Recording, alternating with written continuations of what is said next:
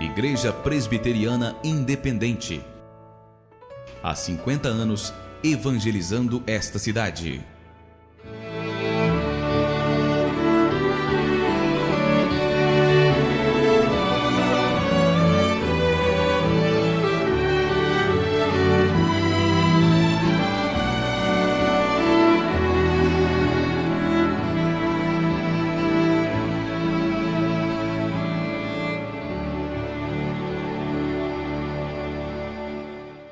Segundo o relato de um antigo livro, ata, encontrado em documentos, também antigos, os trabalhos da Igreja Presbiteriana Independente de Itaguajé tiveram início em 1947, com a vinda do irmão José Tomé de Carvalho, em cuja casa realizou-se o primeiro culto e de onde, pouco a pouco, o trabalho foi se expandindo. A casa do referido irmão se localizava na Rua Conde Francisco Matarazzo, antiga Rua Pará. Juntamente com o irmão Mateus de Barros Filho, propagavam a luz do Evangelho em várias direções, quando, em 1951, receberam a primeira visita pastoral do reverendo Gerson Pires de Camargo, que continuou os assistindo até 1954. No ano seguinte, fica a cuidado do reverendo Gerson Moraes, e em 1956 volta outra vez o reverendo Gerson Pires de Camargo, que continua até o ano de 1958. A princípio, quando se organizou em congregação, a presente igreja pertencia à IPI de Centenário do Sul. Depois passou a pertencer à IPI de Lupionópolis. Tendo em vista que o trabalho iniciado na residência do irmão José Tomé crescia dia a dia, já contando com 40 adultos e 45 crianças, houve a necessidade de se ter um templo para que acontecessem os cultos. O antigo templo era de madeira, pintado de azul, tinha 2 salas no fundo, né? Dentro da igreja ficavam os adultos, na escola dominical, no fundo uma sala era para jovens e outra para crianças. Naquela época eu participava da sala das crianças, que eu tinha mais ou menos uns 3 anos, e tinha muitos membros na igreja. Então a igreja era bem lotada. Por isso que reconstruíram os outros, a outra igreja de vida não está cabendo mais. Neste mesmo ano, ou seja, em 1960, sob o pastoreio do reverendo Geraldo Camargo, a congregação é organizada em igreja, pela comissão nomeada pelo Presbitério de Maringá, composta dos reverendos Eupídio Camargo Alves, Antônio Caetano de Godói Sobrinho e Geraldo Camargo, e os senhores presbíteros Jair Augusto Nogueira e João Botelho Ramírez. A primeira liderança da igreja organizada foi composta pelos seguintes irmãos: José Galvão de Barros e Laurindo Mazali, presbíteros; Joaquim Brizola e Pércio Leonel de Barros, diáconos. Muitas foram as dificuldades enfrentadas. Grande parte dos irmãos moravam na zona rural e muitos tinham como meio de locomoção as antigas charretes. A gente morava lá no sítio, perto ali do posto, e para a gente vinha de caminhãozinho, outra hora de carrocinha, de cavalo. Tinha charretezinha, carrinho de animal, e a gente vinha assistir os trabalhos aqui na igreja. Quase todo o povo era do sítio. É a igreja que tinha muito membro, mas tudo do sítio. Olha, na época, o tamanho da igreja era mais ou menos 6 por 8 e não estava cabendo o pessoal. Então foi aí a necessidade de fazer um novo templo.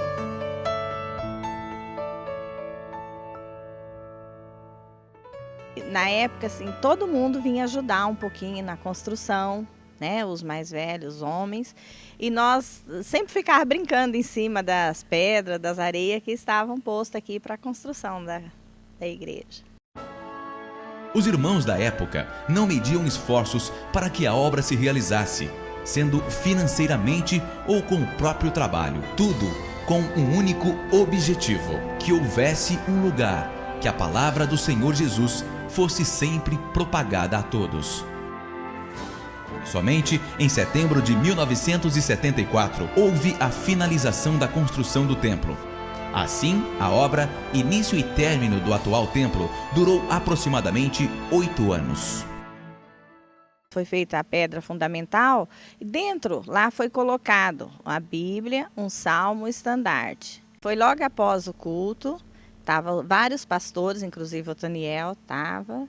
Então a igreja, muitos que saíram da cidade por falta de trabalho, deixaram a lavoura e foram para outra cidade. Diminuiu os membros e a colaboração era pouca, que era só entre os membros mesmo trabalhavam aqui na igreja. Tinha muitos que trabalhavam de pedreiro, tudo doado o serviço para a construção desse novo templo. Assim, a igreja passou por muitas dificuldades financeiras, falta de apoio pastoral, entre outros. Porém, alguns desses irmãos que permaneceram continuaram comprometidos com a obra e nunca permitiram que as portas do templo se fechassem. Tudo por amor ao Evangelho. Assim, nossa igreja se tornou congregação da IPI de Santo Inácio. Eu lembro bem do Zé Galvão, que era presbítero, sempre foi, né? Depois tinha o Mateus, o Zaqueu, o Nenê, a tia Yolanda, Dona Raimunda. O Pércio, né? Deixa eu ver se eu lembro mais. João Lúcio. Meu pai, minha mãe, João Gobete. E a principal foi a Dona Yolanda. Muitos desses irmãos não se encontram mais conosco. Entretanto, nunca serão esquecidos, pois suas colaborações foram de suma importância para que a obra de Deus continuasse firme.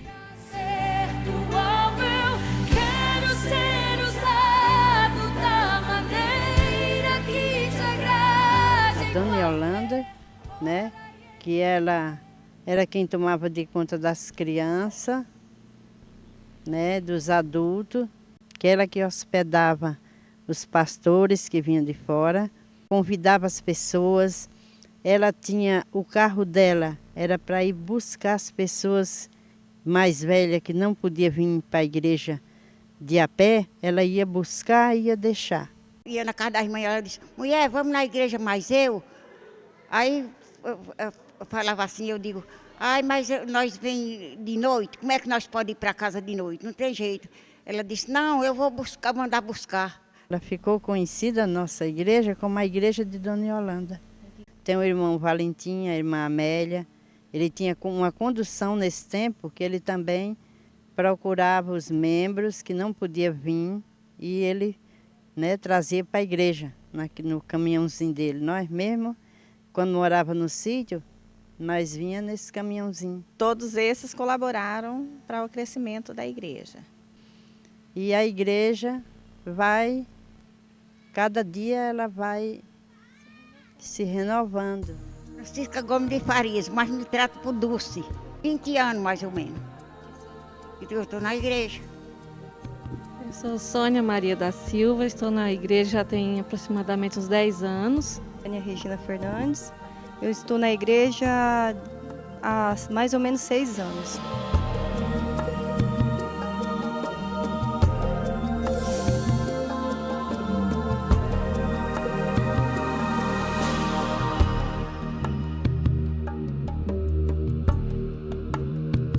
Há aproximadamente 10 anos, a congregação passou por uma grande reforma, onde houve melhorias das instalações para que houvesse mais conforto aos irmãos e a construção de uma sala para a realização dos ensinamentos bíblicos, às crianças e eventos da igreja. Na época, os irmãos Rubem Coimbra Amorim e o nosso saudoso irmão Sidney de Oliveira, Ney da Vidraçaria, muito colaboraram para que toda a obra se concretizasse. A vida da igreja tornou-se difícil porque as pessoas que colaboravam de pregar era só os presbíteros, aquele povo mais velho, seu Valentim, seu Zé Galvão, o Pércio, esses que colaboravam. E por muitos anos, a igreja não contou com a presença de pastor na cidade. Vinham apenas seminaristas aos finais de semana. Posteriormente, com o apoio do presbitério de Maringá e a volta do trabalho pastoral, a igreja muito se desenvolveu.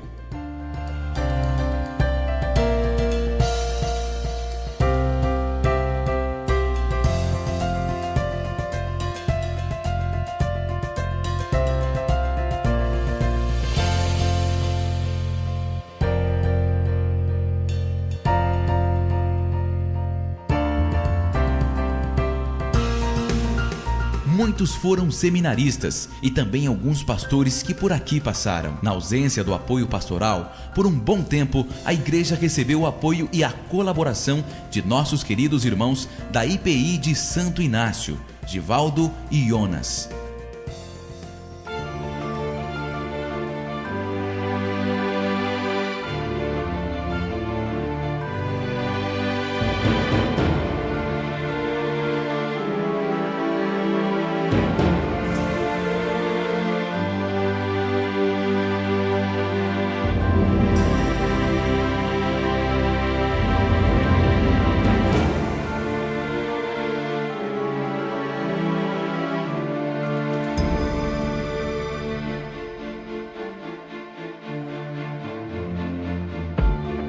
Hoje, a congregação se encontra sob a direção do pastor Lincoln Pinesso.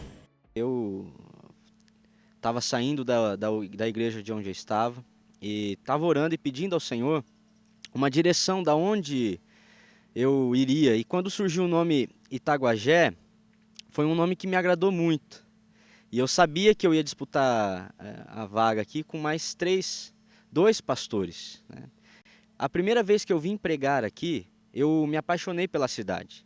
Eu olhei, a hora que eu cheguei na igreja, eu falei, meu Deus do céu, parece que eu já estava sentindo que era ali que eu ia ficar.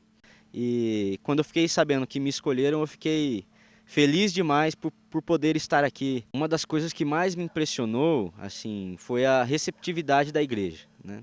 Foi muito bom, foi muito bom. Fizeram de tudo por mim, me ajudaram inclusive até a trazer a mudança. A igreja passou um período de 2 anos onde o seminarista Jean cuidava da igreja. E ele só podia vir de final de semana, né? E durante a semana, quem cuidava da igreja eram os irmãos. Então, por isso, quando eu cheguei aqui, já havia muitos trabalhos sendo realizados, né? O Ministério de Louvor tinha quem fazia, o Ministério Infantil tinha quem fazia. Mas ainda assim, nós descobrimos muitos desafios que nós temos, né? A enfrentar e estamos enfrentando nos nossos dias, né? Não tinham pastores, né? O pastor só vinha final de semana. Então a gente acabava se virando como dava, convidando irmãos para participar da pregação e sempre ajudando. E aí me convidaram para ser diaconisa, depois eu passei a ser presbítera da igreja, sempre ajudando junto com os irmãos. Eu pretendo estar continuando aqui trabalhando na obra do Senhor, para que essa igreja seja abençoada e convidando as pessoas para que mais vida seja alcançada, para estar aqui junto com a gente, lutando e trazendo mais almas para Jesus. Eu adoro muito ir na escolinha da igreja, porque a minha professora Egna me ensina eu cantar muitas músicas de Deus.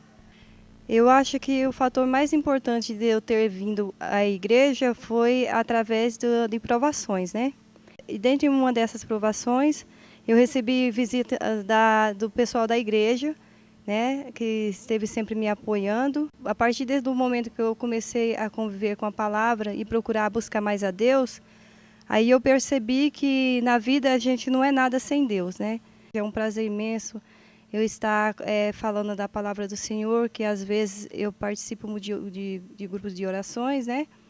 E quando a pessoa pede para mim, para que eu fale da palavra, eu me sinto honrada. Assim, no dia 18 de novembro de 1919, 75 anos, aprendi a ler, que eu tinha vontade de ler para escrever e falar, escrever com minha mão.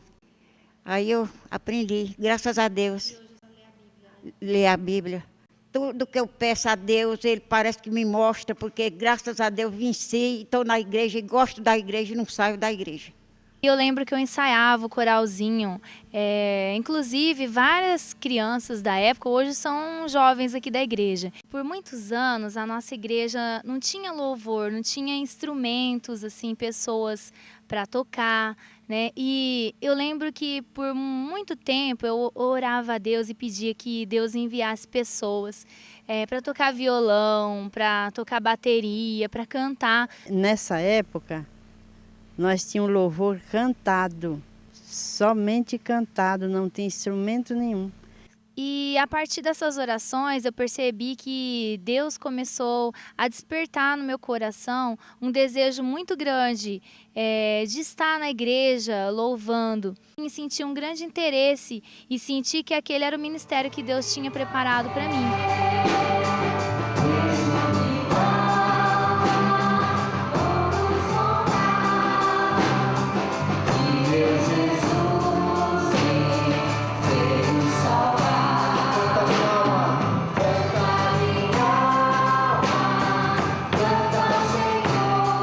Alguns irmãos na época que estiveram já no louvor com a gente, que hoje eles mudaram para outras localidades, mas que foram muito importantes para o desenvolvimento do nosso louvor, foi o irmão Elias, que era vocalista e a gente cantava junto, era muito legal. Na bateria nós já tivemos o irmão Laércio, a irmã Edivânia, né? E a minha irmã no teclado, né?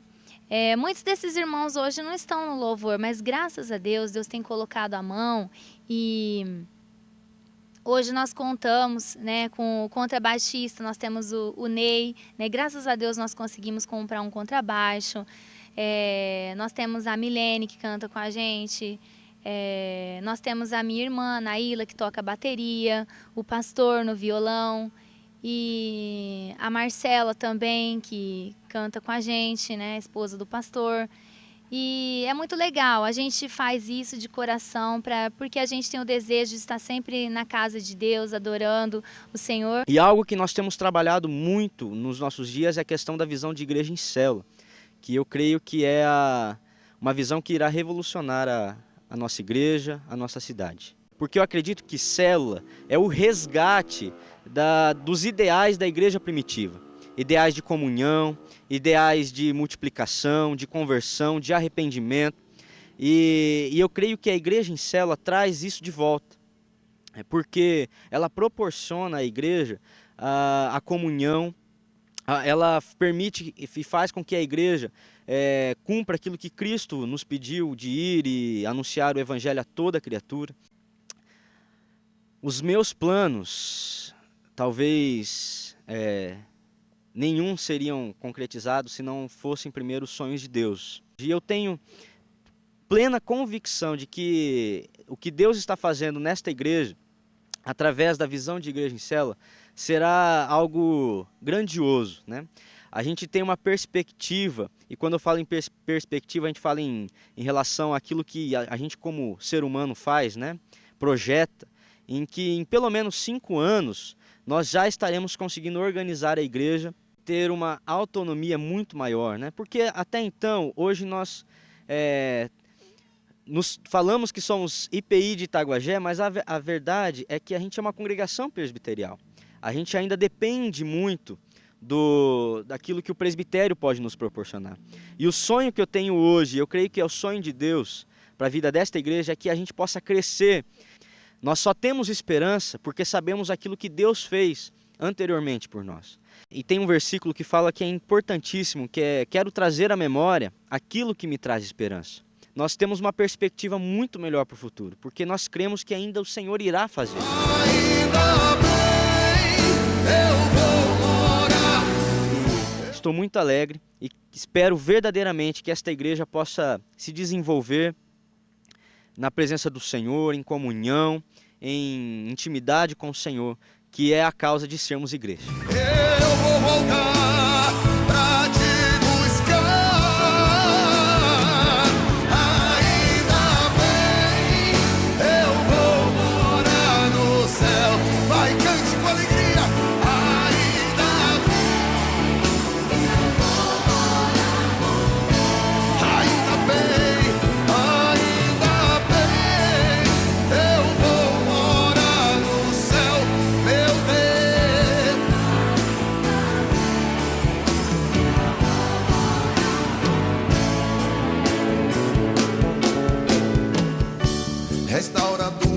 casa, ó Senhor.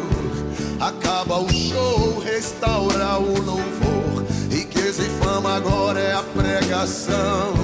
Já não se fala mais em salvação. O mundo está tentando enganar aqueles que o bom Deus virá buscar. Mas permaneço firme e forte, eu levo a minha cruz, pois eu sou Lord. Ainda, oh Lord. Levante a mão direita, adorei. Ainda, oh Lord. Ainda bem.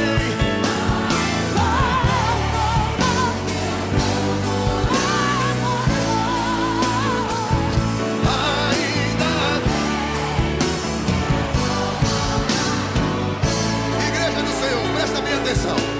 Eu vou subir, eu vou subir, eu vou subir. Deixa eu ensinar mais uma vez. Eu vou subir, eu vou subir, eu vou subir. Você que é salvo, aponta para o alto e diga que vai subir. Eu vou subir, eu vou subir. Levanta a mão, aponta para ele. Eu vou subir. Grandes coisas fez o Senhor por nós. Por isso, estamos alegres. Ainda bem, eu vou morar no céu. Vai, cante com alegria.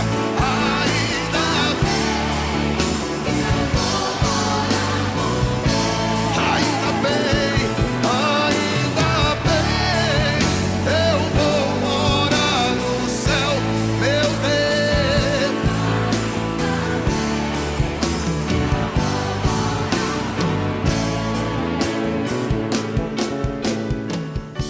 Restaura tua casa, ó Senhor.